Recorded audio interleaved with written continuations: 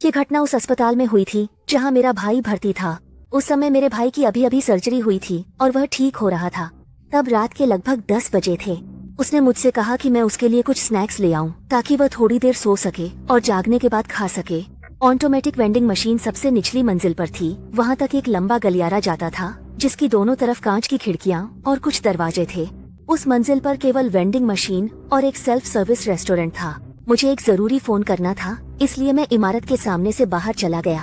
फिर मैंने देखा कि एक आदमी जो सर्जिकल ड्रेस पहने हुए था, हाथ में खाने के बर्तन लिए हुए था। वह एक आम कर्मचारी जैसा लग रहा था, शायद खाना खा रहा था। फिर भी मेरे मन में हल्की सी बेचैनी थी कि कुछ ठीक नहीं है। मैंने देखा कि वह आदमी लगातार मुझे गौर से देख रहा था और वह अपनी सीट बदलकर धीरे धीरे मेरी ओर आ रहा था। मैंने अपनी माँ को बताया था कि मैं वेंडिंग मशीन से कुछ लेने जा रही हूँ, फिर अपने भाई के वार्ड में उसे देखने जाऊंगी। इसी दौरान वह आदमी खड़ा हुआ और मुझसे बोला, मेरे साथ आओ। मुझे पता है कि पीछे और भी अच्छी वेंडिंग मशीनें हैं, मैं तुम्हें वहाँ ले जा सकता हूँ। मैंने उसे बताया कि मुझे साधारण वेंडिंग मशीन से ही काम चल जाएगा। फिर मैं अंदर चली गई।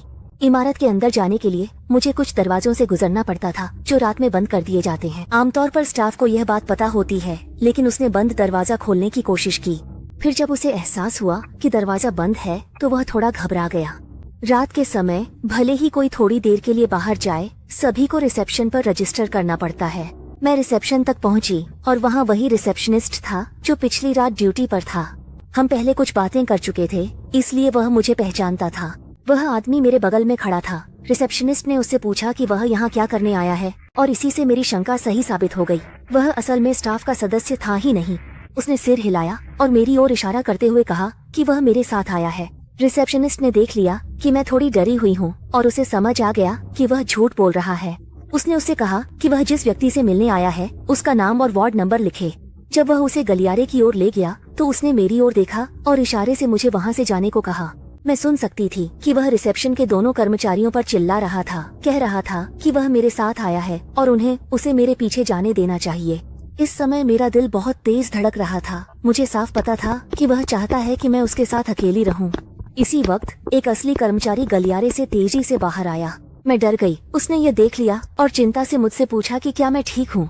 इन कुछ दिनों में मैंने उसे यहाँ काम करते हुए देखा था, इसलिए मुझे थोड़ी सुरक्षा महसूस हुई। मैंने उसे बताया कि क्या हुआ था, तो उसने खुद ही मुझे वेंडिंग मशीन तक साथ चलने और फिर मुझे मेरे भाई के वार्ड तक छोड़ने की पेशकश की। उसने मुझे यह भी बताया कि अगर मैं उस आदमी को फिर से देखूं तो जरूर उसे बताऊं। हम गलियारे में चल रहे थे और वह आदमी अपना चेहरा शीशे से सटाए हुए था और बंद दरवाजे को जोर जोर से पीट रहा था। आखिरकार हम नीचे उतरकर वेंडिंग मशीन तक पहुंच गए। वह उन खिड़कियों के पास गया, उन्हें पीटने लगा और फिर एक बंद दरवाजा खोलने की कोशिश की। मेरे साथ आए कर्मचारी ने सुरक्षा गार्ड को बुला लिया। वे मेरे भाई के वार्ड के दरवाजे पर हमसे मिले, जबकि बाकी लोग उस आदमी को ढूंढने के लिए बाहर चले गए। रिसेप्शनिस्ट ने भी मेरी चिंता करते हुए पहले ही पुलिस को फोन कर दिया था। मैं उस रात के रिसेप्शनिस्ट और उस कर्मचारी के लिए सच में बहुत आभारी हूँ। उन्होंने मुझे उस रात भयानक अनुभव से बचा लिया। जब भी आप किसी अजनबी से मिलें तो हमेशा सतर्क रहें, चाहे वह खुद को कर्मचारी ही क्यों न बताए।